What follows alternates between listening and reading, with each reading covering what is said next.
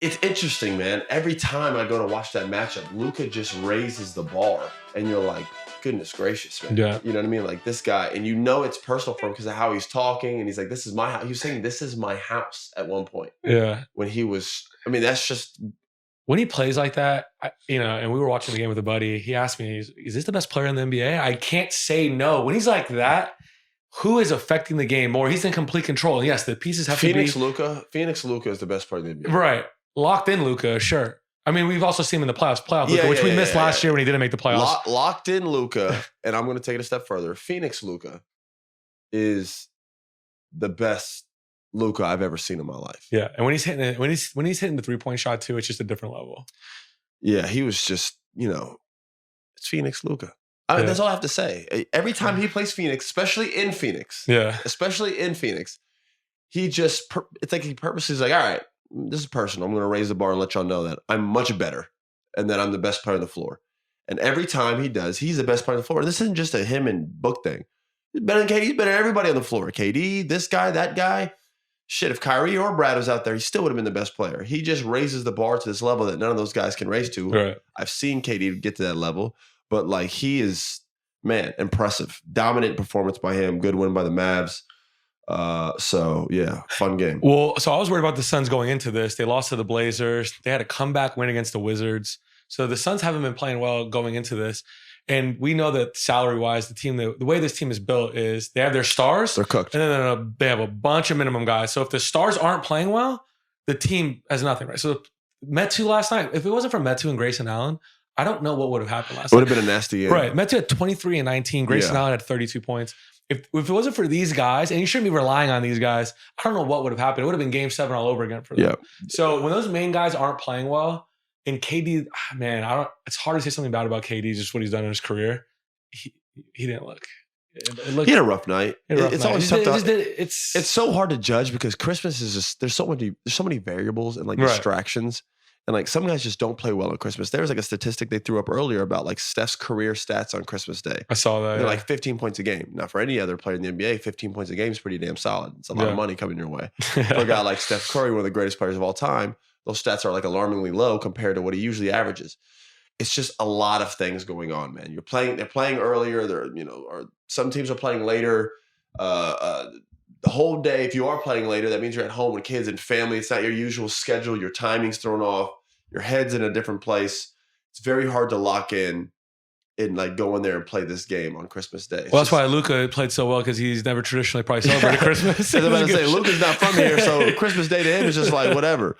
But no, yeah, KD had a rough game. It wasn't the missed shots for me with him. It was all it was like the turnovers and like just like his play, like overall in terms of like where he was throwing the ball. Yeah. I'm not an expert on body language, but just his body language, his feel, it just seemed like something was off. The only thing I could point to is him having, like I said, like just a rough game.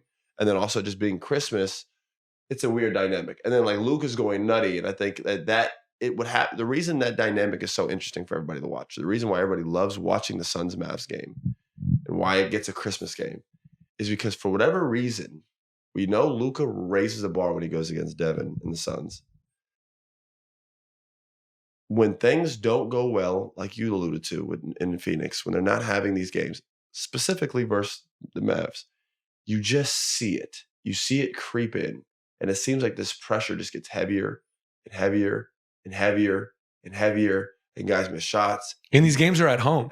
No, it's always at Phoenix. And against the Nuggets last year in the elimination game in the playoffs. It's at Phoenix. Yeah. And then like you'll see guys start pointing the finger, start arguing, and like it just happens. And if Grayson Allen, you're right, and Metu weren't playing last night, they would have lost by 30. Yeah. But they had a coming to Jesus game from Metu. This guy was up there doing Hakeem shakes. Which, by the way, with the stars that they have, Metu, I think, is like the perfect complementary guy. Everyone thought it was Okogie. I think this guy with he's just long and Metu's the best fit they have on that team, right? Because, quite frankly, Eric Gordon needs to be a little bit better in terms of just like his overall approach. And let's talk about that. You're on a vet minimum. You're supposed to be a leader out there, a vet, and you're over here complaining about getting more shots. Yeah, that was like something. First off, it's not really Eric. It's not like Eric. You know what I mean? Like that's not really Eric Gordon like. That's what I'm trying to say. He's the last guy to cause any confrontation. You also don't know if the quote was taken out of context. I don't know. Right. But yeah, you're on a vet minimum contract. You're not the first or second or third or fourth. Like the ball's going to come to you when it comes to you. You're going to have nights like last night where you might have a Grayson Allen moment. You're going to have nights where like you might have 6 points, 4 points, 2 points, 0 points. You just got to be okay with it. Yeah. But when things are going bad for a team and they're struggling, they're losing to the Blazers and barely beating the Wizards, how could Eric Gordon possibly think the right move right now is for me to complain about my touches? It can't be about you getting more shots. Yeah. You know what I mean? So, but that just tells you that there's frustration within. Yeah. And that how things are running right now, it's not correct. Yeah. And when you look at their record and you look at the star power, something's not going right. Yeah. Now, a lot of that's due to injury, but they've also had a lot of those guys for a lot of games. Yeah. At least 2 of them. And they still haven't been able to win games. And they're losing. Their record's like barely, 500? Yeah. So, it'll be interesting. It'll be interesting to see when Brad gets back, how they're able to maybe push along further. Brad has not been able to stay healthy. Unfortunately for him, he's, had consistent injuries this year. So it is interesting, man. Like it seems like when things are going well, they're really good. But when things aren't going well, it just is really bad. In our world, that's called front runner. Yeah. I don't think they're front runners because they're just too talented of a team. And guys like Devin and KD are just like the last person you want to call a front runner. But for whatever reason, when they play Dallas, it just seems like when things aren't going well, it just starts to like crumble, bro. The only credit I'll give is that they were able to make it a game last night, which was very impressive considering Devin and Kevin both had bad games. And they were still able to manifest enough energy through role players, which is I think that's a good sign. That you had a guy like Grayson Allen had 32 and Metu had this type of game. Shows that, some of these pieces are working. Okogie's great, but he on offense, he really hurts the man because Devin comes off a pick and roll, and Luka, who's now gets to guard Okogie, is getting a break every defensive play. Yeah. Every play on defense, he's going back and chilling on defense. Devin and Kevin are coming off pick and rolls. And Luka is just extra defender, just sitting there. Like there's plays last night where Devin would come off the pick and roll, and I'm watching Luka smiling, looking at him like, you got nowhere to go. Throw it to him. Like I'm talking about he's so open. They're making him throw them in the ball. And it's a tough position for a player to be in. And Okogie's getting it and not looking to shoot. He shot a couple and missed them. So now, the gig is up. So like there's a couple times where he's so open. He dribbles into traffic. Yeah, we saw that. Like trying to look like he's being guarded, and like trying to make something happen. And one time he got like bailed out with a foul, like this crazy like hook layup. I'm just like, they have to, that has to be when Brad's there, it'll help. Because you could put a lineup on the floor of like Metu, Nurkic, KD, Book, Brad. Now who's Luka guard? He has to guard Metu. Metu's a little bit more active around the paint, a little bit more about the rim, the rebounding, the size advantage, so you can't hide on him. And I think Metu's more capable of a shooter than Okogie from like the corner and stuff. I think Okogie might be shooting actually better percentage. I don't know about that one. But he's definitely, a better offensive player. Yeah. And you can't hide him on Brad. So we got to understand that the finished product with Phoenix is not there yet. Yeah. And they didn't have Nurkic last night either. So they're also Book. We've talked about it earlier. He was having an MVP type of season early on. I mean, the way he was being able to create. There's a different kind of Book that we've seen throughout his career, where he was almost like we compared it to James Harden on Houston. Yeah, as far as him initiating the offense, running point, getting all the assists. It's really hard last night because he's having to compete with Luka in that role, and that's not even his per se role. Yeah.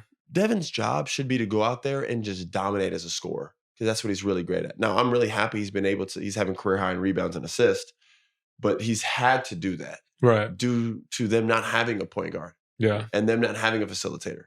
So like now he's in this new role, which he's doing great at, by the way, but now he's going against like the guy who's like the greatest at it in the NBA right now in terms of like controlling a game, other maybe than LeBron because he's still doing it at a high level, which we can get into.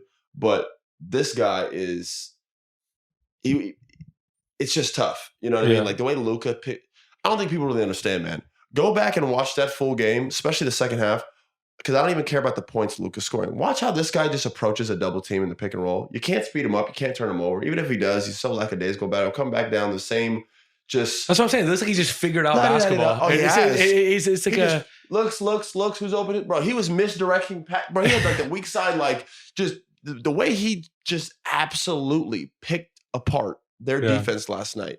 They had zero chance of winning that game down the stretch unless Katie and Book went like Superman and they weren't having a normal night. That's, it's one of those things where, you want to see a little bit more consistent role play from some of their other guys. Well, on the flip side of that, how about the Mavs role players? Dante Exum, Grant Williams, Derek Jones Jr. What do you think? We've seen Luka with a different cast around him throughout his career. What do you think about this particular one? I like it. I don't love it. You know what I mean? Yeah. We both have talked about, I think the difference in their team this year has been them having a guy like Lively, a real lob threat. Yeah. And Dwight Powell's always been, solid too, but this is a different level. This is, just due to his size and length, just with his arms. He's like, he's got to be close to 7 feet. Yeah. And he's really good at it. He's really good. I mean, Luka's throwing it up there. This guy's going up in the air and catching it where not too many phenomenal guys drafting by the Mavericks, by the way. So, he's turned out really well and he's been a bright spot for them. And then you have shooting around him. You have Hardaway around him. That's really the only shooter they have. I would say Derek Jones Jr. hit a couple threes, but he's slashing and dunking. No, he's good though for that. Because Luka can pass so well, that's the guy you just want out there just running around. He's actually perfect for them. Yeah. I like Derek Jones for the Mavs because of Luka's passing. He hits that pick and roll. This is why it's so dangerous. He gets doubled off a pick and roll. He always gets it to the guy in the middle. Lively did a great job of turning instead of like on the run and turning the ball over. He catches it at a stop, turns. You either got Timmy in the corner, somebody in the dunker, or this Derek Jones guy just slashing from somewhere who's so athletic that it's kind of hard to guard. Yeah. So I do like Derek Jones in there. I do want more shooting with Dallas. I like Exum. He played great last night. I would prefer, I'm not saying this biased, I'm not being biased here. I do think Seth should play more on that team. He's one of the best shooters in the NBA. And he's proven he could play well with Luka. And he's proven he can play well with Luka. I think just in terms of spacing, and it works now with Exum and Jones and this guy and who's a Hardy. Yeah. Like I like Hardy, but that's got to be Steph's minutes. Yeah, Steph Curry should be playing over him. No offense. I know Hardy's like a scorer to this, but you don't need it because you got Kyrie and Luka, especially when Kyrie's back. Yeah, Seth is like a savvy scorer and more sort of floor spacer. You got Seth on this side, Timmy on this side, Derek Jones running around the dunker, Lively and Luka in the middle run the pick and roll. They could be a little bit hard to guard. Yeah. When you have a bunch of guys who are like kind of inconsistent in shooting and like don't understand, then it gets a little murky sometimes for Dallas. So like we'll see going forward how they play. How would Kyrie even fit in last night with the way they were playing? Because I felt like Luka was just in complete control. I don't even know if I would particularly wanted last night for him to be splitting those quarterback minutes. Well, not last night. When he's in Phoenix, Luka, I need him alone. Anytime Luka plays Phoenix, I need Kyrie to sit down just to let him do his thing. Any other game, we need Kyrie. Oh, yeah, Kyrie was all smiles on the bench too. He was loving it. Like this guy's going to the show. He was like, this guy's going crazy, bro. Yeah. So, Phoenix, Luka, and I don't mean every time they play Phoenix. I mean every time they play Phoenix in Phoenix, he raises the bar to the best player in the NBA. For whatever reason that is. People say Devin. People say it's the Suns, Dallas, the history of the playoffs. I don't know what it is. I'm not here to point the finger at anybody. Yeah. I'm not in that locker room. I could just tell you every time he goes to Phoenix, it's personal and he raises his bar. And I don't think he needs much help that night. And we saw that last night. He was dominant. That was the best. That was the most dominant performance of the Christmas Day games, and it wasn't even close.